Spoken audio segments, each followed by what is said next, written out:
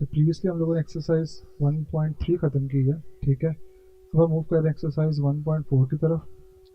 और एक्सरसाइज 1.4 सारी multiplication of the matrices के ऊपर है।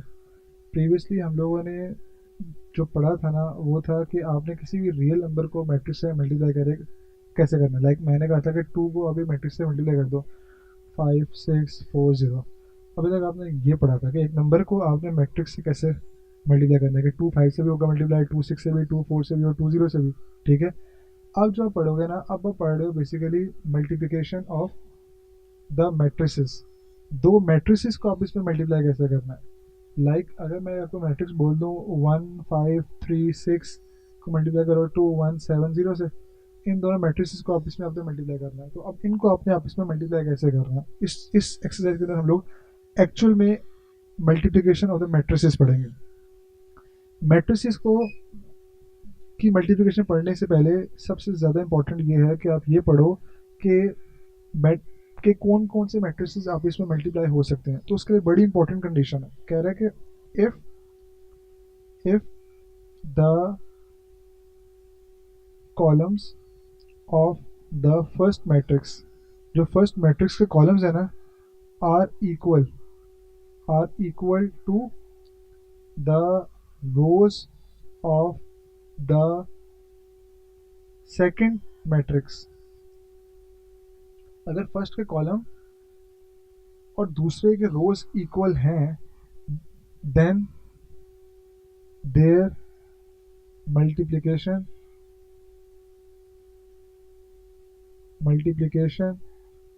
Is possible.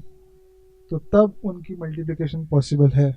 अगर नंबर ऑफ कॉलम्स, मैंने ये नहीं बोला कि कॉलम्स बराबर हो रोज के, मैंने ये बोला कि उनकी क्वांटिटी। लाइक अगर मैं बात पहले मैट्रिक्स में कितने कॉलम्स है, एक कॉलम दो कॉलम्स है ना, तो एन कितना आ गया 2। और दूसरे मैट्रिक्स में रोज कितनी है 1 2, 2 रोज हैं। तो मैं ये कह रहा हूँ कि पहले के कॉलम और दूसरे के रोज क्या होने बराबर है। तो इसमें भी 2 रोज हैं, इसमें भी दो कॉलम्स हैं, 2 रोज हैं, तो इनकी मल्टीप्लिकेशन पॉसिबल है। आपने पहले के नंबर ऑफ कॉलम्स काउंट करने हैं, पहले मैट्रिक्स के कॉलम्स और दूसरे के रोज अगर बराबर हैं, तो फिर उन मैट्रिक्स की मल्टीप्लिकेशन पॉसिबल है। क्या ये बात समझ आ रही है। लाइक अगर मैं आपसे आपसे बोलूँ कि मैट्रिक्स है मेरे पास 1 7 3 0 और ये मैट्रिक्स है मेरे पास 9 5। अब मुझे अब ये बताओ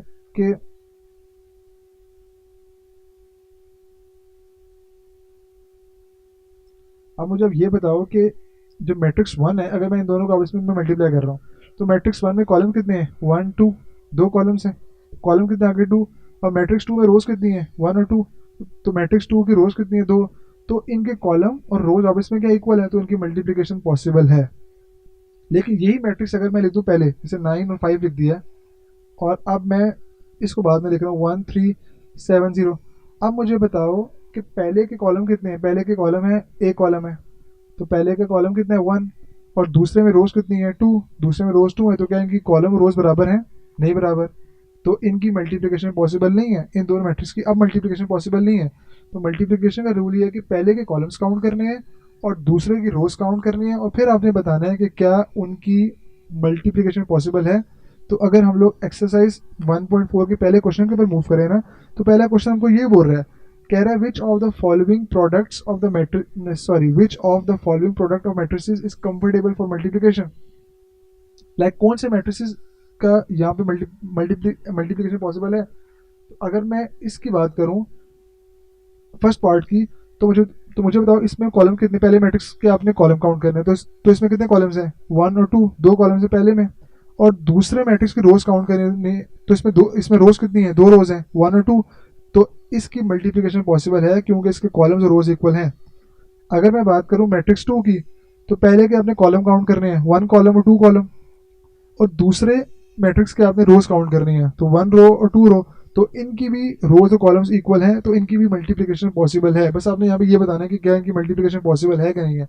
अगर मैं बात करूँ 3 की, तो 3 में कॉलम कितने हैं, इसमें एक कॉलम है, और दूसरे मैट्रिक्स में रोज कितनी है 2 रोज हैं। तो क्या 1 2 के इक्वल है, नहीं है। तो इनकी मल्टीप्लिकेशन पॉसिबल नहीं है, इन दोनों मैट्रिक्स को मल्टीप्लाई नहीं कर सकते। अगर मैं बात करूँ क्वेश्चन नंबर 4 की, तो इसमें पहले मैट्रिक्स में कॉलम कितने हैं 1 कॉलम और 2 कॉलम, दूसरे मैट्रिक्स में रोज कितनी है, 1 रो और 2 रो, तो 2 = 2 पहले के कॉलम देखने हैं और दूसरे मैट्रिक्स की रोज देखनी है, इक्वल है, हाँ इनकी मल्टीप्लिकेशन पॉसिबल है। अगर मैं बात करूँ क्वेश्चन नंबर 5 की, तो पहले मैट्रिक्स में कॉलम कितने हैं, 1 2 3 3 कॉलम्स हैं, और दूसरे मैट्रिक्स में रोज कितनी है, 1 2 3 3 रोज हैं, तो इनकी मल्टीप्लिकेशन पॉसिबल है। बात समझ आ रही है, बेसिक सा क्वेश्चन है, सिर्फ आपने ये बताना कि क्या उनकी मल्टीप्लिकेशन पॉसिबल है कि नहीं है। तो मैं सीधा आपको एक्सरसाइज 1.5 पे इसलिए लेकर आया हूँ ताकि आपको आइडिया हो जाए कि मल्टीप्लिकेशन किनकी पॉसिबल है, ठीक है। तो ये पॉइंट समझ आया है। अब हम लोग वापस एक्सरसाइज 1.4 से पहले जो इंपॉर्टेंट कॉन्सेप्ट हैं उनको हम लोग डिस्कस करेंगे, ठीक है। सिर्फ ये बताना था कि मल्टीप्लिकेशन किनकी पॉसिबल है। तो कह रहा है कि two matrices A and B are comfortable for multiplication given product A B if the number of columns of A, जो पहला मैट्रिक्स है उसके columns is equal to the number of rows of B, दूसरे के रोज के equal होंगे, तो फिर उनकी मल्टीप्लिकेशन पॉसिबल होगी। क्या ये बात समझ आ रही है। अब एसोसिएटिव लॉ का आपको पता है, अगर मैं एडिशन की बात करूँ तो उसमें था कि ए प्लस बी प्लस सी, पहले आप यहाँ पे ब्रैकेट डाला हुआ था कि ए प्लस बी को पहले आप ऐड करो, वो इक्वल होगा ए प्लस बी प्लस सी के। अब यहाँ पे उन्होंने बी प्लस सी के अराउंड ब्रैकेट डाला हुआ था कि बी प्लस सी को पहले ऐड करो, बाद में ऐड करो। तो ये था associative law with respect to addition. अब मैं बात कर रहा हूँ associative law with respect to multiplication. अगर उनकी मल्टीप्लिकेशन पॉसिबल है तो फिर ये लॉ एग्जिस्ट करेगा। लाइक अगर मैंने ए बी और सी, यहाँ पे मैं बी और सी को पहले मल्टीप्लाई कर रहा हूँ, इक्वल होगा ए बी। अब मैं ए बी को पहले मल्टीप्लाई कर रहा हूँ, बाद में सी को मल्टीप्लाई करूँगा। बी और सी का आंसर है मैट्रिक्स, उस मैट्रिक्स को मैं ए मैट्रिक्स से करूँगा मल्टीप्लाई। इस के में ए और बी को पहले मल्टीप्लाई करूँगा, आंसर मैट्रिक्स आएगा, उस मैट्रिक्स को मैं सी से करूँगा मल्टीप्लाई। ये एसोसिएटिव लॉ तब है आगे तब एग्जिस्ट करेगा जब इनकी मल्टीप्लिकेशन पॉसिबल होगी। मीन्स के तब जब मैंने आपको पहले बताया था कि दो मैट्रिसेस की कंडीशन है कि क्या वो मल्टीप्लाई हो सकते हैं कि नहीं, तो ये उस केस में होल्ड करेगा जिस केस में इनकी मल्टीप्लिकेशन, इन तीनों की मल्टीप्लिकेशन पॉसिबल होगी। क्या बात समझ आ रही है। तो ये आपका associative law with respect to multiplication है। ये आपका associative law with respect to multiplication, ये हमसे कुछ आएगा कि ये वाला कौन सा लॉ है, तो आपको देंगे कि क्या कम्यूटेटिव लॉ है, क्लोयर लॉ है, ठीक है, डिस्ट्रीब्यूटिव लॉ है, या एसोसिएटिव लॉ है, ठीक है। बस सिंपल, सिर्फ आपको एमसीक्यूज के लिए आएगा, ठीक है। अगला इंपॉर्टेंट कॉन्सेप्ट ये है आपका distributive law of multiplication. Distributive law में होता है कि आपकी ना इसको याद ऐसे रखना है कि आपकी जैसे यहाँ पे दिया मैंने A B plus C, 3 numbers हैं, तो ए पहले बी पे होगा मल्टीप्लाई, ए डिस्ट्रीब्यूट हो रहा है, ए पहले बी के साथ हुआ डिस्ट्रीब्यूट, प्लस फिर ए होगा सी से मल्टीप्लाई, तो ए सी के साथ भी हुआ डिस्ट्रीब्यूट, तो इससे हम बोलते हैं डिस्ट्रीब्यूटिव लॉ। ठीक है, इसको सिंपल याद रखना है इसे। तो ये डिस्ट्रीब्यूटिव लॉ ऑफ मल्टीप्लिकेशन है, विद रिस्पेक्ट टू एडिशन है। ये है distributive law of multiplication with respect to addition, with respect to addition. अगर मैं बात करूं, ए लिख दिया मैंने, बी माइनस सी लिखा हुआ है, तो ए पहले बी से हुआ मल्टीप्लाई, तो ए बी माइनस ए भी सी से हुआ, तो माइनस ए सी। अब ये है distributive law of multiplication of multiplication with respect to, अब सब्ट्रैक्शन है, विद रिस्पेक्ट टू क्या है, सब्ट्रैक्शन। तो इस बात को ज़हन में रखना है। ये है distributive law of multiplication with respect to addition और distributive law of multiplication with respect to subtraction. बात समझ आ रही है। तो यहाँ पे ए डिस्ट्रीब्यूट हो रहा है, ऐसे बोलते हैं डिस्ट्रीब्यूटिव लॉ। ये बात समझ आई कि नहीं आई। अच्छा, इसका एक और नाम भी है। अच्छा, इस केस के अंदर जो ए है ना आपका, जो आपका ए है, वो ए आपका समझ लो कि आपका राइट साइड पर है, सॉरी लेफ्ट साइड पर है, तो उसे हम बोलते हैं लेफ्ट डिस्ट्रीब्यूटिव लॉ भी बोलते हैं। क्या बोलते हैं, लेफ्ट डिस्ट्रीब्यूटिव लॉ। अगर मैं आपको लिख दूं इस तरह, अगर मैं लिख दूं बी प्लस सी और बाद में ए मल्टीप्लाई कर रहा हूँ, ए तो अभी होगा मल्टीप्लाई बी के साथ, तो ए भी बन गया, प्लस फिर ए होगा सी के साथ मल्टीप्लाई, तो ए सी बन गया। अभी भी ए डिस्ट्रीब्यूट हो रहा है, लेकिन यहाँ पे ए जो आपका है ना, वो आपका राइट साइड पर है, तो उसे बोलते हैं राइट डिस्ट्रीब्यूटिव लॉ। मैट्रिक्स के केस के अंदर भी सेम है। अगर ए मैट्रिक्स यहाँ पे आपको दिया हुआ है, ए मैट्रिक्स दिया हुआ है और यहाँ पे बी प्लस सी है, तो पहले दो मैट्रिक्स ऐड होंगे, सॉरी यहाँ पे ए होगा बी से मल्टीप्लाई और ए सी से, तो ये हो जाएगा ए बी प्लस ए सी। तो ये आपका distributive law of multiplication with respect to addition है, और इससे हम बोलते हैं लेफ्ट डिस्ट्रीब्यूटिव लॉ भी, क्योंकि यहाँ पे मैट्रिक्स ए लेफ्ट साइड पर है आपके। अगर मैं बोल दूँ बी प्लस सी और यहाँ पे ए दिया हुआ है, ये है तो distributive law of multiplication with respect to addition, लेकिन यहाँ पे ये होगा आपका राइट डिस्ट्रीब्यूटिव लॉ, ये आपका राइट डिस्ट्रीब्यूटिव लॉ है। बात समझ आ रही कि नहीं आ रही? इसी तरह अगर मैं बोल दूँ ए बी माइनस सी, तो ये है डिस्ट्रीब्यूटिव लॉ ऑफ मल्टीप्लिकेशन, क्योंकि ए मल्टीप्लाई हो रहा है विद रिस्पेक्ट टू सब्ट्रैक्शन है, ठीक है। और क्योंकि यहाँ पे ए आपका लेफ्ट साइड पर है तो इसे हम बोलते हैं लेफ्ट डिस्ट्रीब्यूटिव लॉ भी, ये लेफ्ट डिस्ट्रीब्यूटिव लॉ भी है। क्या बात समझ आ रही है? लेकिन अगर मैं बोल दूँ यहाँ पे बी माइनस सी पहले लिख दिया और ए बाद में हो रहा है मल्टीप्लाई, तो ये है तो distributive law of multiplication with respect to subtraction है, लेकिन इसका एक और नाम भी है, क्योंकि ए यहाँ पे आपका राइट साइड पर है तो इसे हम बोलेंगे राइट डिस्ट्रीब्यूटिव लॉ भी, ये आपका राइट डिस्ट्रीब्यूटिव लॉ भी है, आपका राइट डिस्ट्रीब्यूटिव लॉ भी है। तो क्या ये बात समझ आ रही है? ये सिर्फ एमसीक्यू में हम आपसे पूछेंगे, बताएं ये आपका लेफ्ट डिस्ट्रीब्यूटिव लॉ है का राइट है, आपको पता होना चाहिए। ये distributive law of multiplication with respect to subtraction है, या distributive law of subtraction with respect to multiplication है, ये डिस्ट्रीब्यूटिव लॉ ऑफ मल्टीप्लिकेशन, क्योंकि पहले मल्टीप्लाई हो रहा है बाद में हो रहा है सब्ट्रैक्ट, तो distributive law of multiplication with respect to subtraction. बात समझ आ रही है? तो इस तरह से सिर्फ एमसीक्यूज के अंदर पूछेंगे। तो यहाँ पे ये देखो, ये है आपका distributive law of multiplication with respect to addition, और इसे हम बोलते हैं लेफ्ट डिस्ट्रीब्यूटिव लॉ, क्योंकि ए आपका आपके यहाँ पे लेफ्ट साइड पर है। ये आपका राइट डिस्ट्रीब्यूटिव लॉ है, क्योंकि यहाँ पे सी आपका राइट साइड पर है। क्या बात समझ आ रही है? तो ये आपका होगा राइट डिस्ट्रीब्यूटिव लॉ। क्या ये बात समझ आएगी नहीं आई? सिंपल कॉन्सेप्ट है, कोई मुश्किल बात नहीं है इसके अंदर, बिल्कुल ईजी कॉन्सेप्ट है। अच्छा, और ये आपका distributive law of multiplication over addition, ये वाला एडिशन, और ओवर सब्ट्रैक्शन, सब्ट्रैक्शन वाला ये दिया हुआ है। ये देखो, distributive law of multiplication over subtraction, distributive law of multiplication over subtraction, लेकिन ये आपका लेफ्ट डिस्ट्रीब्यूटिव लॉ, सॉरी ये आपका राइट है और ये आपका लेफ्ट है, क्योंकि यहाँ पे जो मल्टीप्लाई हो रहा है ना वो आउटसाइड द ब्रैकेट आपका लेफ्ट साइड पर है, और यहाँ पे जो मल्टीप्लाई हो रहा है वो outside the bracket right side पर है। बात समझ आ रही है? तो इसलिए आपका ये लेफ्ट और राइट डिस्ट्रीब्यूटिव लॉ का कॉन्सेप्ट क्लियर हुआ है। अगला कॉन्सेप्ट है कॉम्पिटेटिव लॉ। अच्छा, competitive law with respect to addition ये था कि अगर हम दो मैट्रिसेस को ऐड किया ना, ए प्लस बी ऐड किया, तो अगर आप बी प्लस ए करोगे ना तो भी ए प्लस बी इक्वल होगा बी प्लस ए के। अगर आपने ऑर्डर चेंज कर दिया, मतलब यहाँ पे आपने ए पहले लिखा, बी बाद में लिखा, ऐड किया, और यहाँ पे बी प्लस ए है, तो आपने सिर्फ ऑर्डर चेंज किया, ठीक है। तो कह रहा है कि ये आपका लॉ होगा कॉम्पिटेटिव लॉ। लाइक अगर मैंने 7+3 किया और अगर मैं 3+7 कर रहा हूँ, आंसर तो 11 ही आ रहा है दोनों के केस में, तो इक्वल होगा। लेकिन मैट्रिसेस की मल्टीप्लिकेशन के केस में ए बी ए के इक्वल नहीं होता, मोस्ट ऑफ द केसेस में ए बी ए के इक्वल नहीं होता, ठीक है। कुछ केसेस में ए बी ए के इक्वल होता भी है, ठीक है।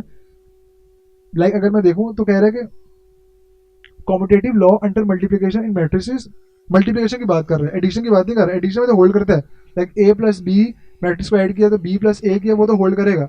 लेकिन यहाँ पे बात हो रही है competitive law under multiplication in matrices does not hold in general, generally hold नहीं करता। लाइक ए बी ए के इक्वल नहीं होगा। उसकी रीजन क्या है? लाइक अगर मैंने मैट्रिक्स किया मल्टीप्लाई, जैसे ये मैट्रिक्स मेरे पास है 2 1 3 7, इसे मैंने बोल दिया ए, और ये मेरे पास मैट्रिक्स है 1 7, इसे मैंने बोल दिया बी। अभी मैं यहाँ पे क्या कर रहा हूँ, ए बी कर रहा हूँ। तो मुझे बताओ, मल्टीप्लिकेशन करने के अंदर पहले होते हैं आपके कॉलम्स देखते हैं, पहले के कॉलम 2 हैं और दूसरे की रोज भी 2 हैं, तो इनकी मल्टीप्लिकेशन पॉसिबल है, मतलब ए बी ठीक पॉसिबल है। अगर मैं करूँ बी को मैंने रख दी पहले 1 7 और ए को मैंने रखा बाद में 2 3 1 7, तो अब पहले के मैंने कॉलम देखने हैं, एक कॉलम है, दूसरे की रोज देखनी है, 2 रोज हैं, तो क्या इनके कॉलम और रोज इक्वल हैं? मीन्स के ए बी तो सॉल्व हो जाएगा, लेकिन बी ए आपका सॉल्व नहीं हो रहा। बात समझ आ रही है? तो जनरली ठीक है, competitive law with respect to multiplication matrices में होल्ड नहीं करता। A B is not equal to B A, generally ज्यादातर केसेस में A B is not equal to B A. ये कॉम्पिटेटिव लॉ ऑफ मल्टीप्लिकेशन की बात हो रही है। अगर मैं बात करूँ एसोसिएटिव लॉ की, like sorry competitive law with respect to addition की बात करूँ, तो ए प्लस बी है और बी प्लस ए, ये होल्ड करेगा, ये होल्ड करता है, ये होल्ड करता है। लेकिन मल्टीप्लिकेशन के केस में ए बी ए के इक्वल ज्यादातर नहीं होता, जनरली नहीं होता, लेकिन कुछ केसेस में ए बी ए के इक्वल होता भी है। लाइक आपको बुक में एग्जांपल दी हुई है, उन्होंने यहाँ पे देखो, अगर बुक में एग्जांपल दी हुई है, पहले उन्होंने ए बी दिया हुआ है, उन्होंने पहले ए बी सॉल्व किया हुआ है, ए बी का आंसर मेरे पास ये आ रहा है। फिर उन्होंने बी ए सॉल्व किया हुआ है, तो बी ए का आंसर मेरे पास ये आ रहा है 0 -4 1 -6। तो क्या ए बी ए के इक्वल है? नहीं है। ए भी बी ए के इक्वल नहीं है, ठीक है।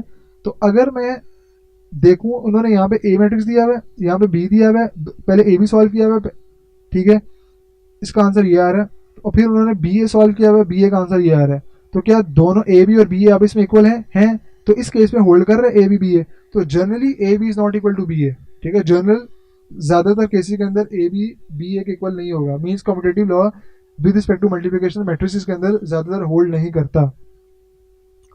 अब हम बात करते हैं multiplicative identity of the matrix. Multiplicative identity of the matrix होती क्या? लाइक अगर मैं कहूँ, अगर हम लोग सिंपल नंबर्स के अंदर बात कर रहे हैं तो मल्टीप्लिकेटिव आइडेंटिटी एक था एडिटिव आइडेंटिटी। एडिटिव आइडेंटिटी ये था कि अगर आपने ए के अंदर एक ऐसा नंबर ऐड करना है ताकि आपका आंसर ए आए, तो ए में मैंने जीरो ऐड किया तो मेरा आंसर ए ही आया, मीन्स कि नल मैट्रिक्स ए मैट्रिक्स में मैंने नल मैट्रिक्स ऐड किया तो मेरा आंसर ए मैट्रिक्स आएगा, ठीक है। तो ये आपका हो जाएगा मल्टीप्लिकेटिव आइडेंटिटी, ठीक है। अब मल्टीप्लिकेशन के केस के अंदर होता है मल्टीप्लिकेटिव आइडेंटिटी, ये होती है कि आपने मैट्रिक्स ए में एक ऐसा मैट्रिक्स मल्टीप्लाई करना है ताकि आपका आंसर ए ही आए, ताकि आपका आंसर ए ही आए। लाइक अगर मैं बात करूं रियल नंबर्स की, एक नंबर मेरे पास 7 है, तो 7 में आपने एक ऐसा नंबर मल्टीप्लाई करना है ताकि आपका आंसर 7 ही आए, तो 7 के अंदर अगर मैं 1 मल्टीप्लाई करूंगा तो मेरा आंसर 7 आएगा, तो ये आपकी मल्टीप्लिकेटिव आइडेंटिटी है। बात समझ आ रही है? तो अगर एक मेरे पास मैट्रिक्स है ए है, तो उस मैट्रिक्स के अंदर मैंने एक ऐसा मैट्रिक्स मल्टीप्लाई करना है, एक ऐसा मैट्रिक्स यहाँ पर मल्टीप्लाई होगा ताकि मेरा आंसर क्या आए, मैट्रिक्स ए ही आए, तो इसे हम बोलते हैं मल्टीप्लिकेटिव आइडेंटिटी। इसे हम क्या बोलते हैं? Multiplicative identity.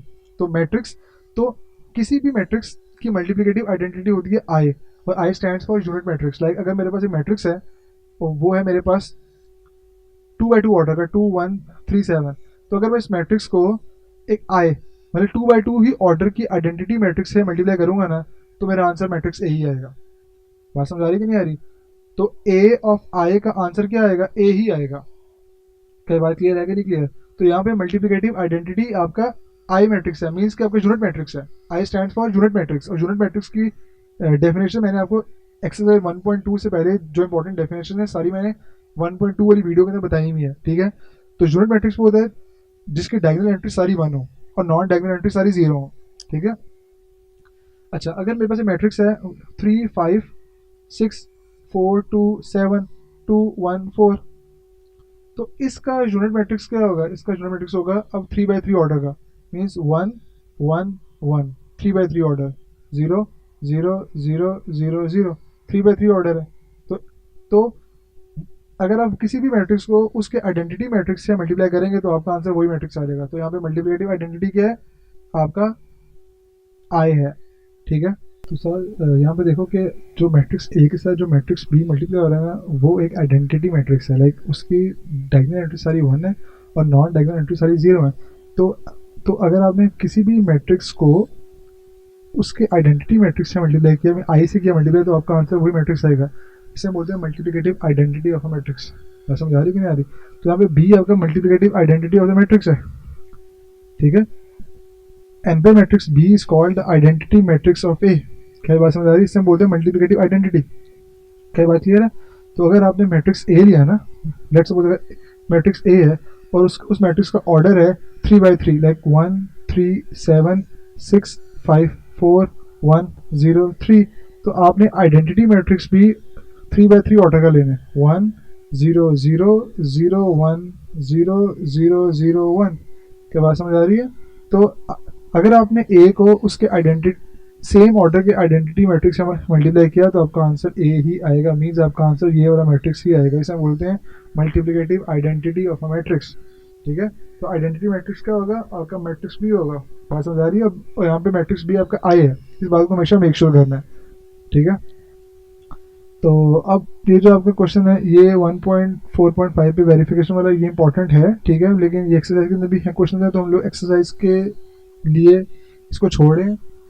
तो एक्सरसाइज के अंदर भी सेम टाइप ऑफ क्वेश्चंस हैं, तो हम लोग उनको सॉल्व करेंगे। ये एग्जांपल आपकी होमवर्क है, तो आपने होमवर्क के अंदर करना है। पहले मैं वहाँ पे आपको एक्सप्लेन कर दूँ, फिर आपने एग्जाम्पल कर लेंगे, ठीक है। तो अक्सर ऐसा होता है कि आपको बोर्ड में इतने शॉर्ट क्वेश्चन एग्जाम्पल से भी आ जाते हैं, तो उनको भी आपने देखना है, इसलिए मैं आपको सारी एग्जाम्पल्स पे साथ साथ बता रहा हूँ, ठीक है।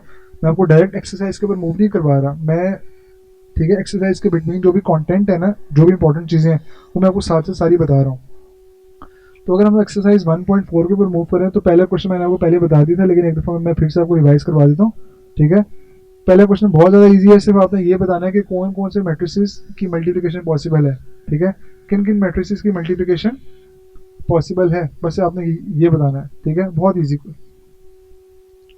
तो अगर आप क्वेश्चन नंबर 1 को देखो, ठीक है, इसके फर्स्ट पार्ट को देखो, तो मैंने बताया था कि आपने जो पहला मैट्रिक्स है ना उसके कॉलम काउंट करने हैं, इसमें 2 कॉलम्स हैं, और दूसरे के आपने रोज काउंट करनी है, इसमें 2 रोज हैं, और अगर इनके कॉलम और रोज इक्वल होंगे तो फिर इनकी मल्टीप्लिकेशन पॉसिबल है। तो मैट्रिक्स क्वेश्चन 1 की मल्टीप्लिकेशन पॉसिबल है, यस, ठीक है, they are comfortable for multiplication. अगर मैं पार्ट 2 की बात करूं, पार्ट 2 में पहले मैट्रिक्स का आपने कॉलम काउंट करने हैं, तो 1 2 2 कॉलम्स हैं, और दूसरे मैट्रिक्स का आपने रोज काउंट करनी है, 2 रोज, तो इनकी भी 2 कॉलम है 2 रोज हैं जो कि आप इसमें इक्वल हैं, तो ये भी मल्टीप्लिकेशन के लिए इनकी भी मल्टीप्लिकेशन की जा सकती है, yes, they are comfortable for multiplication, yes, they can be multiplied, make sense और नॉट। अगर मैं पार्ट 3 की बात करूं, तो पार्ट 3 में एक पहले मैट्रिक्स के आपने क्या काउंट करने थे, पहले मैट्रिक्स के आपने कॉलम काउंट कर रहे हैं, तो इसमें एक ही कॉलम है, और दूसरे मैट्रिक्स की आपने रोज काउंट करनी थी, तो 2 रोज हैं, क्या इसके कॉलम और रोज इक्वल है, नहीं, तो no they are not, they can not be multiplied. क्या बात समझ आ रही है? अगर मैं मैट्रिक्स 4 की बात करूं, तो 2 कॉलम्स हैं और 2 ही रोज हैं, तो yes, they can be multiplied. और अगर मैं 5 की बात करूं, तो 3 कॉलम्स हैं, 1 2 3, और दूसरे मैट्रिक्स की रोज काउंट करनी है, तो 3 रोज हैं, 1 2 3, yes, they can be multiplied. क्या बात समझ आई है? तो पहले क्वेश्चन के अंदर सिर्फ आपने ये बताना है कि क्या इनकी मल्टीप्लिकेशन पॉसिबल है कि नहीं है, और ये एमसीक्यूज के लिए आएगा क्वेश्चन। अब हम लोग क्वेश्चन नंबर 2 के ऊपर मूव कर रहे हैं, तो इसमें आपको 2 मैट्रिक्स को मल्टीप्लाई करना सिखा रहे हैं, जो कि हम यहाँ पे सीखेंगे कि how to multiply the 2 matrix. तो क्वेश्चन नंबर 2 है, उसमें बोल रहे हैं फाइंड ए बी, और ए क्या है, 3 - 1 0 2। आपने क्या फाइंड करना है, ए बी मीन्स आपने ए और बी को मल्टीप्लाई करना है। ए हमारे पास क्या है, ए बी, ए हमारे पास क्या है, ए हमारे पास है 3 - 1 0 2, 3 - 1 0 2। अब हमारे पास मैट्रिक्स बी क्या है, 6 5, 6 5। पहले आपने देखना है क्या पहले के कॉलम दूसरे के रोज के बराबर हैं, तो इसमें 2 कॉलम्स हैं, इसमें कॉलम 2 हैं, और इसमें रोज कितनी है, रोज भी 2 हैं, तो यस, इनकी मल्टीप्लिकेशन पॉसिबल है, तो हम इनको मल्टीप्लाई कर सकते हैं। हो सकता है कि मल्टीप्लाई करना स्टार्ट कर दो और उनकी मल्टीप्लिकेशन पॉसिबल हो ही ना, तो पहले मल्टीप्लिकेशन देख लो कि क्या इन मैट्रिसेस की मल्टीप्लिकेशन पॉसिबल है। तो इस केस के अंदर मैट्रिसेस की मल्टीप्लिकेशन पॉसिबल है। अब आपने मल्टीप्लाई करना कैसे है, ये मल्टीप्लिकेशन थोड़ा कंफ्यूजिंग कॉन्सेप्ट है, लेकिन अगर तुमने अपना 10 से 15 मिनट फोकस इस वीडियो पे बना के रखा, तो मैं तुम्हें ऐसे मक्खन की तरफ समझाऊंगा मल्टीप्लिकेशन के, आपको भूलेगा ही नहीं। तो बस अपना फोकस रखना, थोड़ा सा कंफ्यूजिंग है लेकिन समझ आ जाएगा अगर तुम्हारा फोकस हुआ तो। चलो समझते हैं। आपने 2 मैट्रिसेस को मल्टीप्लाई करना कैसे है। अच्छा, ये आपकी पहली रो है ना, आपने पहली रो को दूसरे मैट्रिक्स के कॉलम से मल्टीप्लाई करना है, और जैसे ये आपका पहला कॉलम है ना, तो आपने पहली रो को पहले कॉलम से मल्टीप्लाई किया, ठीक है, तो इसका पहली एंट्री पहले कॉलम की पहली एंट्री से मल्टीप्लाई होगी, तो 3 टाइम्स 6 किया। अब इसकी दूसरी एंट्री जो पहला कॉलम का दूसरी एंट्री है ना, उससे मल्टीप्लाई होगी, 0 टाइम्स 5 किया, और दोनों के बीच में प्लस का साइन आएगा। बात समझ आ रही है? अब ना तो रो के अंदर कोई एंट्री बची है, ना तो कॉलम के लिए कोई एंट्री बची है, तो ये आपका कंप्लीट हो चुका है, ठीक है। लेट सपोज अगर मैं कहता कि यहाँ पे एक और भी एंट्री होती है, जैसे यहाँ पे होता 1 होता और यहाँ पे होता 6 होता, तो ये 1 भी होता 6 से मल्टीप्लाई, 1 हुआ 6 से मल्टीप्लाई, 3 आपने किया था 6 से मल्टीप्लाई, 0 को किया आपने 5 से मल्टीप्लाई, और ये वाला 1 होगा नीचे वाले 6 से मल्टीप्लाई। सॉरी, यहाँ पे 6 नहीं है, आप बोल दो यहाँ पे 4 है, तो ये वाला 1 होता 4 से मल्टीप्लाई। बात समझ आ रही है? लेकिन इस केस में यहाँ पे है नहीं, यहाँ पे बस ये दो एंट्रीज यहाँ पे दी थी आपको, और 2 एंट्रीज कॉलम में थी। क्या बात समझ आई है? तो ये आपका सॉल्व हो चुका है। अगला, अच्छा मुझे बताओ आगे कोई और कॉलम है, दूसरा कॉलम नहीं है, तो आपने यहाँ पे स्टॉप कर देना, ठीक है। अगर यहाँ पे कोई और कॉलम होता तो फिर आपने सेम ऑपरेशन, ठीक है, परफॉर्म करना था दूसरे कॉलम के साथ भी। रो पहली ही होती और कॉलम दूसरा होता। अगर तीसरा कॉलम होता तो फिर भी रो पहली ही होती और तीसरा कॉलम से मल्टीप्लाई करना था। अगर चौथा कॉलम होता तो रो आपकी पहली ही होती और आपने उस पहली रो को चौथे कॉलम से मल्टीप्लाई करना था। इस केस में आपका सिर्फ एक ही कॉलम है, इस केस में आपका सिर्फ कॉलम 1 ही है, तो आपने मल्टीप्लाई कर लिया। अच्छा, अब बारी आती है दूसरी रो की। दूसरी रो को भी आपने इसी तरह मल्टीप्लाई करना है। दूसरी रो को अपने आपके पहले कॉलम से किया मल्टीप्लाई, तो -1 जो होगा वो होगा 6 से मल्टीप्लाई, तो -1 टाइम्स 6, फिर बीच में प्लस आएगा क्योंकि पूरी रो कंप्लीट हो। जब तक रो कंप्लीट नहीं होगी तो हर एंट्री के बीच में प्लस आएगा। फिर 2 को मल्टीप्लाई करना है 5 से, तो 2 टाइम्स 5। ठीक है, तो रो कंप्लीट हो गई है, यहाँ पे कॉलम कंप्लीट हो गया। अगर यहाँ पे एक और कॉलम होता, मैं कहता यहाँ पे एक और कॉलम है, मैंने बोल दिया यहाँ पे कॉलम है 7 9। ठीक है, तो फिर -1 फिर 7 से मल्टीप्लाई होता और 2 9 से मल्टीप्लाई होता, तो ये आपकी मल्टीप्लिकेशन हो चुकी है। ठीक है, तो अगर मैं इसको ऐड करूँ, तो ऐड करने अगर मैं इसको मल्टीप्लाई करूँ तो 3 टाइम्स 6 का आंसर आएगा 18, प्लस 0 टाइम्स 5 का आंसर आएगा 0, और -1 टाइम्स 6 का आंसर आएगा -6, प्लस 2 टाइम्स 5 का आंसर आएगा 10। अब आपने सिंपल इसको ऐड कर देना है। 18 प्लस 0 का आंसर आया 18, और -6 प्लस 10 का आंसर आया 4। तो ये आपका मल्टीप्लिकेशन हो चुकी है। क्या बात समझ आ रही है? क्या बात समझ आई क्या? ओके, अब मैं कोड सॉल्व करता हूँ। मेरे पास एक मैट्रिक्स है, मेरे पास एक मैट्रिक्स है, आप कह लो कि मैट्रिक्स मेरे पास ए है, तो 1 5 2 और 6 एक मैट्रिक्स ए है। और मैट्रिक्स बी मेरे पास है 1 9, सॉरी 1 नहीं लिखता, मैं इसको लिख देता हूँ, एंट्रीज डिफरेंट करनी है ना, मैं लिख देता हूँ 3 9 7 4। ठीक है, ये दो मैट्रिक्स हैं। मैंने करना है ए मैट्रिक्स को मल्टीप्लाई बी के साथ। ए लिखा मैंने पहले 1 5 2 6, और फिर मैंने बी लिखा यहाँ पे 3 7 9 4। अब मैंने दोनों मैट्रिक्स को अब इसमें मल्टीप्लाई करना है। मल्टीप्लिकेशन करनी कैसे है ये देखो, मैंने आपसे कहा था कि पहली रो को आपने इसके पहले कॉलम से करना है मल्टीप्लाई। तो जो 1 है ना, 1 मल्टीप्लाई होगा 3 से, 1 टाइम्स 3 हो गया।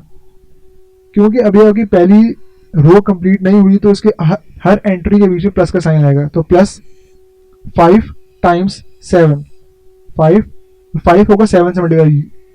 आपने ऐसा नहीं करना कि 1 को आपने 3 से किया मल्टीप्लाई और बाद में अपने 1 को 7 से भी आपने मल्टीप्लाई कर दिया, नहीं, 1 3 से होगा मल्टीप्लाई, और जो दूसरी एंट्री होगी वो दूसरे एंट्री से होगी मल्टीप्लाई, तो 5 हुआ 7 से मल्टीप्लाई। ठीक है, अब आपकी रो कंप्लीट है। ओके, अब यहाँ पे एक और कॉलम भी है, तो आपने इसी कॉलम को आपने इसी रो को इस कॉलम से करना है मल्टीप्लाई, तो 1 होगा 9 से मल्टीप्लाई। ठीक है, क्योंकि ये आपका कॉलम चेंज हुआ है, तो अब यहाँ पे कोई ऐड का साइन नहीं आएगा। ठीक है, तो 1 हुआ 9 से मल्टीप्लाई, अब आएगा प्लस का साइन क्योंकि अभी आपका रो कंप्लीट नहीं हुई। आपने 1 को तो किया मल्टीप्लाई, 5 को नहीं किया, तो अब 5 को आपने किया 4 से मल्टीप्लाई, तो 5 टाइम्स 4। ठीक है, रो की पहली एंट्री कॉलम की पहली एंट्री से होगी मल्टीप्लाई, रो की दूसरी एंट्री कॉलम की दूसरी एंट्री से होगी मल्टीप्लाई। ठीक है, अब आपके सारे कॉलम खत्म हो चुके हैं। अब बारी आएगी आपके सेकंड रो की। इसी तरह आपने सेकंड रो को पहले कॉलम से करना है मल्टीप्लाई, तो सेकंड रो की पहली एंट्री कॉलम 1 की पहली एंट्री से हो गया मल्टीप्लाई, तो 2 टाइम्स 3 हो गया।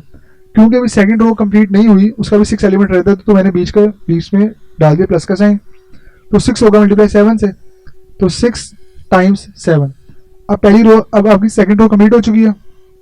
अभी आपका सेकंड कॉलम रहता है, तो फिर आपने सेकंड रो को सेकंड कॉलम से किया मल्टीप्लाई, तो 2 टाइम्स 9, फिर प्लस आया, और 6 टाइम्स 4। ये आपकी मल्टीप्लिकेशन हो चुकी है। तो 1 टाइम्स 3 का आंसर क्या आएगा मेरे पास 3, प्लस 5 टाइम्स 7 का आंसर आएगा 35। 1 टाइम्स 9 का आंसर मेरे पास आएगा 9, प्लस 5 टाइम्स 4 का आंसर आएगा 20। 2 टाइम्स 3 का आंसर मेरे पास आया 6, प्लस 6 टाइम्स 7 का आंसर मेरे पास आया 42। 2 टाइम्स 9 का आंसर मेरे पास आया 18, प्लस 6 टाइम्स 4 का आंसर मेरे पास आया 24। अब आपने सिर्फ इनको ऐड कर देना है, तो 3 plus 35 38, 9 plus 20 29, 6 plus 42 48, and 18 plus 24 का आंसर क्या आएगा, 18 प्लस 24 का आंसर क्या आएगा 42। क्या बात समझ आ रही है? बहुत इजी कॉन्सेप्ट है, कोई मुश्किल नहीं है। मल्टीप्लिकेशन कोई मुश्किल नहीं है, सिर्फ थोड़ा समझना। थोड़ी सी कंफ्यूजिंग इसमें है, थोड़ा सा कंफ्यूजन है, लेकिन अगर अपना फोकस ठीक हुआ तो समझ आ जाएगा। अब मैं एक और मैट्रिक्स ले रहा हूँ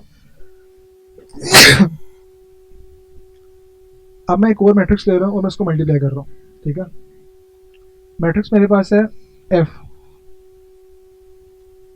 3 1 7 3 6 4, ये मैट्रिक्स F है मेरे पास। यहाँ पे मेरे पास मैट्रिक्स D है, वो है 1 2 5 4। मैंने देखना था पहले के कॉलम दूसरे की रोज के बराबर है, इसमें 2 कॉलम्स हैं और इसमें 2 रोज हैं बराबर है, तो इनकी मल्टीप्लिकेशन पॉसिबल है। बात समझ आ रही है कि नहीं आ रही? अच्छा, अब मैंने इनको मल्टीप्लाई करना है। पहले मैंने F लिखा 3 7 6 1 3 4, G मैंने लिखा 1 2 5 4। मैंने क्या बोला था आपको? मैंने आपको ये बोला था कि पहली रो को आपने पहले कॉलम से करना मल्टीप्लाई, ठीक है? तो 3 को आपने किया 1 से मल्टीप्लाई, बीच में प्लस का साइन इसलिए डाला क्योंकि अभी आपकी पहली रो कंप्लीट नहीं हुई, उसके अंदर 1 का एलिमेंट रहता है, तो 1 टाइम्स 2, 1 को आपने पहले कॉलम के दूसरे एलिमेंट से किया मल्टीप्लाई, ठीक है? तो ये आपकी पहली रो हो चुकी है सॉल्व। अब आपने देखना है कि इसका दूसरा कॉलम है, हाँ इसका दूसरा कॉलम है, तो आपने पहली ही रो से दूसरे कॉलम को भी करना है मल्टीप्लाई। तो 3 टाइम्स 5 हुआ, फिर प्लस आएगा, फिर 1 टाइम्स 4, 3 को 5 से किया मल्टीप्लाई और 1 को आपने किया 4 से मल्टीप्लाई। क्या बात समझ आ रही है? क्या बात समझ आई है? बहुत इजी था। अच्छा, ये हो गया। अगला अब बारी आएगी सेकंड रो की। सेकंड रो को भी आपने करना है पहले कॉलम से मल्टीप्लाई, तो 7 टाइम्स 1 प्लस 3 टाइम्स 2। इसी तरह सेकंड रो को भी आपने सेकंड कॉलम से करना है मल्टीप्लाई, तो 7 टाइम्स 5 प्लस 3 टाइम्स 4। क्या बात समझ आ रही है? अब आपका यहाँ पे कोई और कॉलम है नहीं है, तो आपकी सेकंड रो की भी बारी खत्म हो जाए। आपने हर रो को सारे कॉलम से करना है मल्टीप्लाई, ठीक है? अब आपका यहाँ पे तीसरा कॉलम नहीं है, तो सेकंड रो भी खत्म हो चुकी है। अब बारी आती है थर्ड रो की, तो थर्ड रो को भी आपने पहले कॉलम से करना है मल्टीप्लाई, तो 6 टाइम्स 1 प्लस 4 टाइम्स 2, 4 टाइम्स 2। इसी तरह 6 टाइम्स, अब आपने इस रो को सेकंड कॉलम से करना है मल्टीप्लाई, तो 6 टाइम्स 5 प्लस 4 टाइम्स 4। अब आपने मल्टीप्लिकेशन कर ली है। अब आपने सिंबल को मल्टीप्लाई करके इसका आंसर लिखना है और बाद में ऐड करना है। तो 3 टाइम्स 1 का answer 3 plus 1 times 2 2, 3 times 5 15 plus 1 times 4 4, 7 times 1 7 plus 3 times 2 6, 7 times 5 35 plus 3 times 4 12, 6 times 1 6 plus 4 times 2 8, 6 times 5 30 plus 4 times 4 16। फिर बाद में इसको ऐड कर दो, तो 3 प्लस 2 का आंसर क्या आएगा? 5 19 13 47 14 46। ये आपकी मल्टीप्लिकेशन का आंसर है। क्या बात समझ आ रही है? तो हम लोगों ने क्वेश्चन नंबर 2 का पार्ट ए सॉल्व किया था, वो था ए बी फाइंड करना, ए को बी से किया मल्टीप्लाई। मैं एक दफ़ा फिर सबको सॉल्व करके देता हूँ। Question number 2 part A, question number 2 ठीक, पार्ट 1 वो कहता है ए बी। पहले मैट्रिक्स ए लिखना था, ए था आपके पास 3 - 1 0 2, 3 - 1 0 2, और बाद में आपने बी लिखना है।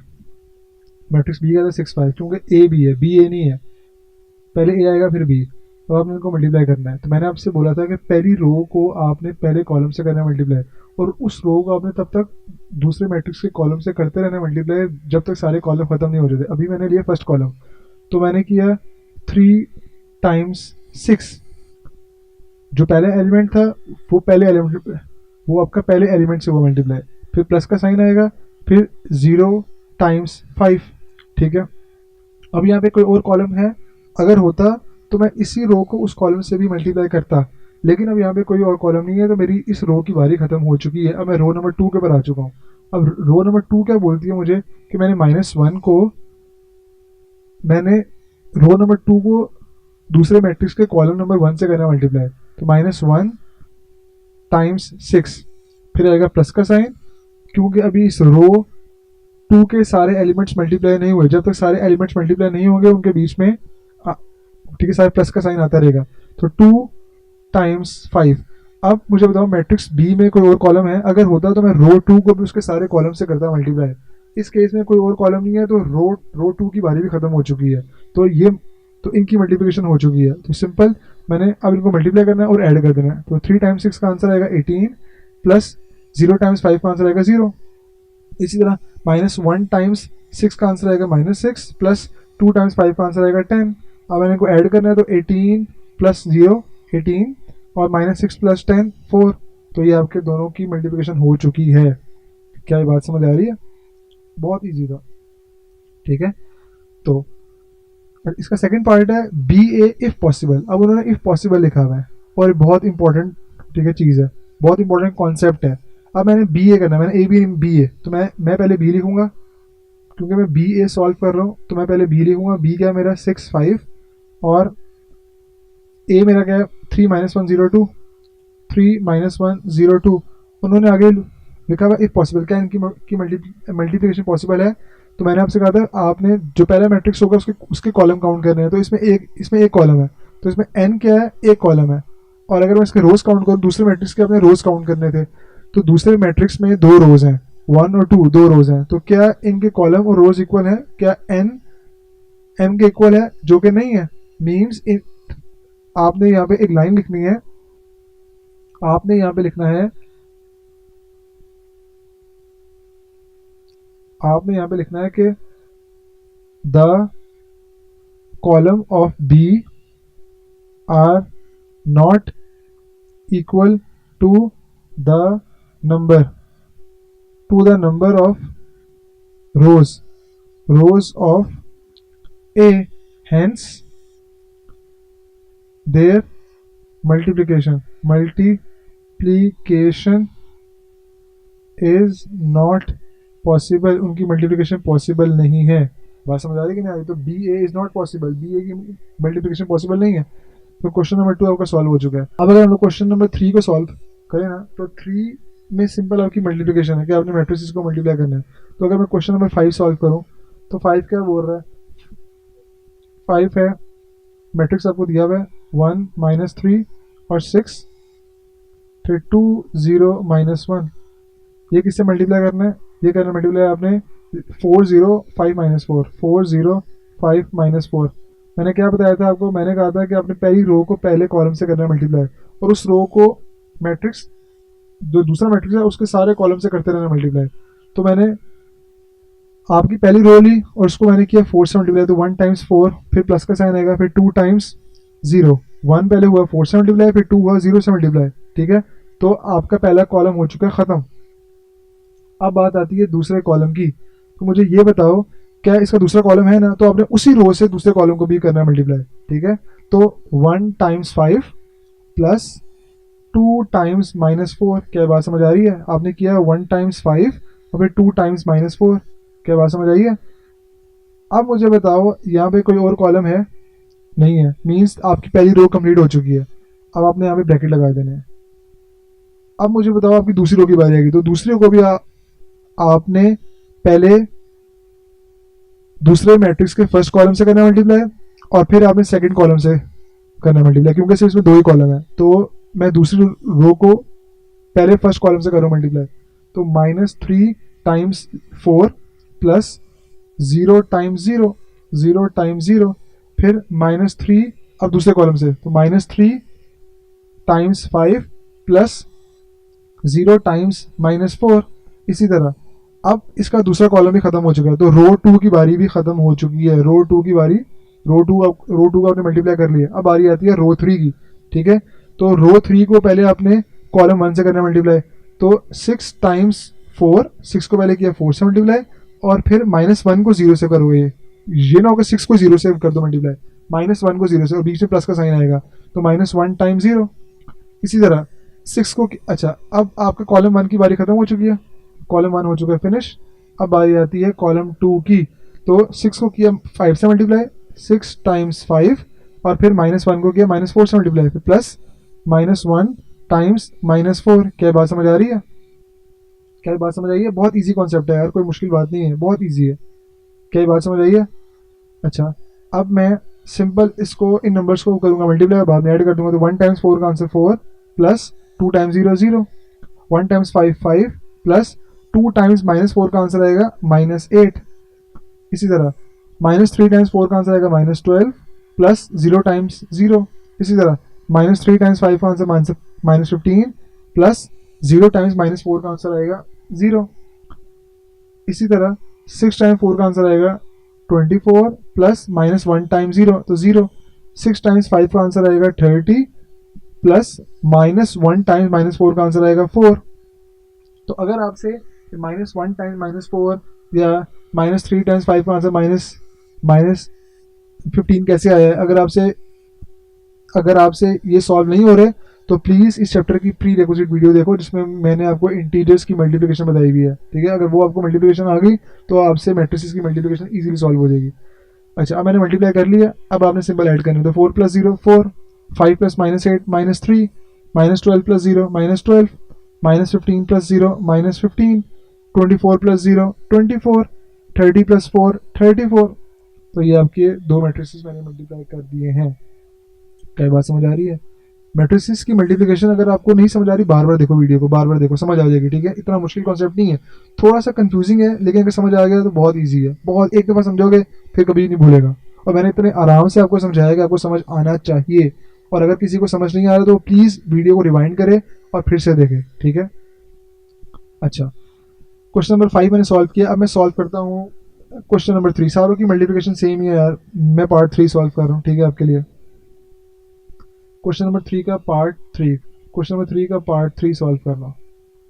पार्ट 3 क्या बोल रहा है? -3 टाइम्स 0, -3 0 है, और एक और मैट्रिक्स है 4 0। तो पहले देखना है कि जो पहला मैट्रिक्स है उसमें कॉलम कितने हैं? 2 कॉलम्स हैं। उसमें रोज कितनी है? 2 रोज हैं। तो हाँ, इनकी मल्टीप्लिकेशन पॉसिबल है। अब आपने मल्टीप्लाई करना है, पहले देख लेना, चेक करना है कि इनकी मल्टीप्लिकेशन पॉसिबल है भी के नहीं। तो हाँ, इनकी मल्टीप्लिकेशन पॉसिबल है। अब मैं मल्टीप्लाई कर रहा हूँ। मैंने क्या कहा था? पहली रो को पहले कॉलम से करना है मल्टीप्लाई, और तब तक उस रो को मल्टीप्लाई करते रहना जब तक आपके दूसरे मैट्रिक्स के कॉलम्स खत्म ना हो जाए। इसमें सिर्फ एक ही कॉलम है। तो मैंने पहले किया -3 टाइम्स -3 को 4 से किया मल्टीप्लाई, -3 टाइम 4, फिर प्लस 0 टाइम्स 0, 0 टाइम्स 0। अब मुझे बताओ यहाँ पे कोई और कॉलम है? नहीं है। अब बताओ मैट्रिक्स 1 में कोई और रो है कि उस पर मूव करोगे? नहीं है। तो सिंपल आपने अब इनको मल्टीप्लाई करना है। -3 टाइम 4 -12, प्लस 0 टाइम्स 0 0। आंसर अब इनको ऐड करना है आपने, तो -12 प्लस 0 का आंसर -12 आएगा। तो ये आपका आंसर है। क्या बात समझ आ रही है? बहुत इजी कॉन्सेप्ट है। क्या ये बात समझ आई है? बहुत इजी है, ठीक है। तो बाकी क्वेश्चंस आपके होमवर्क में है, ठीक है, वो आपने खुद सॉल्व करने हैं।